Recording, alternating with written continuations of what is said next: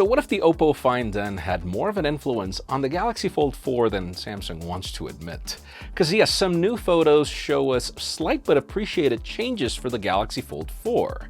If you've been waiting for iPhones to get USB-C like the rest of us, boy do I have good news for you, and new leaks show us what to expect for the Xiaomi and Leica collab, which should be coming soon, but the price tag is kind of unbelievable. I'm Jaime Rivera, and for all WWDC news, I'll have a card up somewhere on the video for that, because that was a long edit that took forever. But this is for everything else, sort of. This is Pocketnow Daily.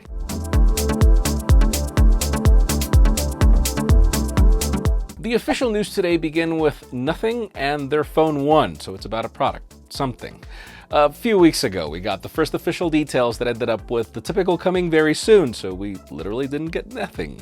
But, well, they weren't lying, as earlier today, the official account tweeted this week. Now, since we don't have a specific date yet, we could expect something by end of week, which is pretty odd considering WWDC is also happening, at least for developers. And even if the phone is unveiled this week, leaked info suggests that sales won't begin until the 21st of July. The price is rumored around 500 euros, and remember, so far the official information we have of the phone 1 is that it'll have a chassis made of recycled aluminum, no chin, and a transparent back, wireless charging, and an unnamed Snapdragon chipset. And just to wrap it up, on a side note, a new leak claims that the phone will have a flat 6.55-inch OLED display with high refresh rate. Let us know if you're waiting for the nothing phone, because I'm not seeing much hype. Now, another interesting and official news, let's talk about iPhones and major changes. I know, I said no WWDC news, but this is for the future. I mean, earlier today, after almost a decade of debate and delays, the EU representatives finally reached an agreement on making it a legal requirement for all smartphones sold in the EU to have a common charging port by 2024, USB-C. And yes, technically the directive still has to be voted on by the Parliament and then enacted by the European Council, but those stages are pretty much just a formality. And remember, those convenient rumors from trusted sources saying that we'd be getting USB-C on iPhones as soon as next year. It's all starting to click in, isn't it? And yes, we've heard both Ming-Chi Kuo and Mark Gurman claim that Apple has been testing models to make the change for the iPhone 15.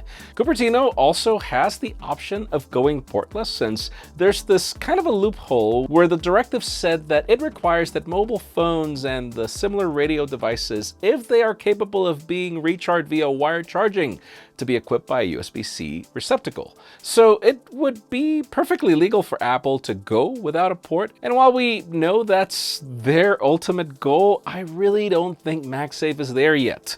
But let me know if you guys prefer it to go portless or USB-C. What's your preference? Let's move on to Xiaomi, because we have some more details on what we can expect from their Leica collab. We have new renders that were shared by OnLeaks where we can get a glimpse of what seems to be the Xiaomi 12 Ultra, which brings some massive changes when compared to its predecessor.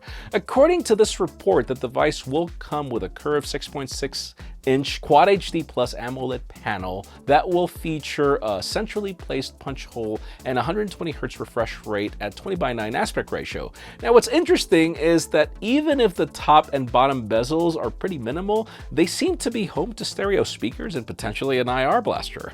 Under the hood, we can expect the Snapdragon 8 series processor, probably 12 gigs of RAM, and at least 256 gigs of onboard storage.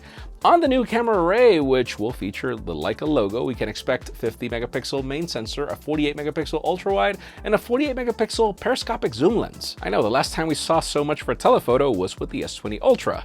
Now sit down a minute as we talk about the price tag. OnLeaks speculates that the Xiaomi 12 Ultra will start at $1,350 and will release at some point in July. I know, the price, but listen, if this has anything close to the Huawei P series cameras, I'm interested, but that's me. And finally, for the most interesting news today, let's talk about Samsung, the Galaxy Fold 4, and the probable changes to the form factor that I know I'm enticed about, and probably you will too. We have a new image of a case for this phone that shows that we might be getting a slightly wider aspect ratio, which goes along with previous leaks from last week. This new photo offers a much better side-by-side view of the Galaxy Fold 4's dimensions when compared to its predecessor.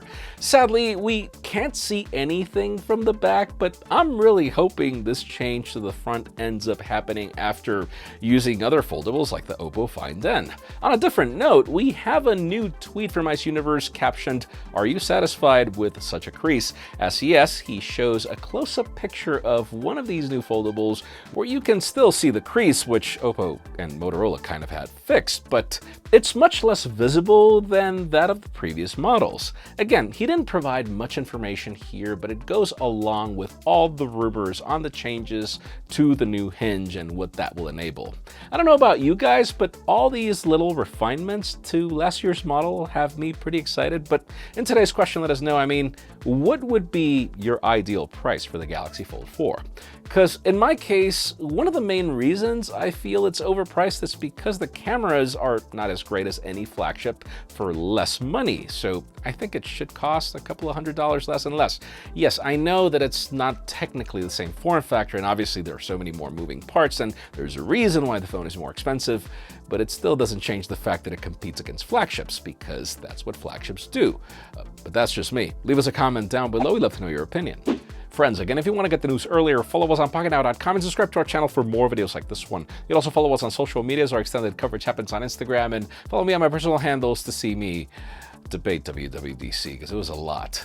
Please give this video a thumbs up if you like what you saw. I'm Jaime Rivera. Thanks so much for watching. We'll see you tomorrow.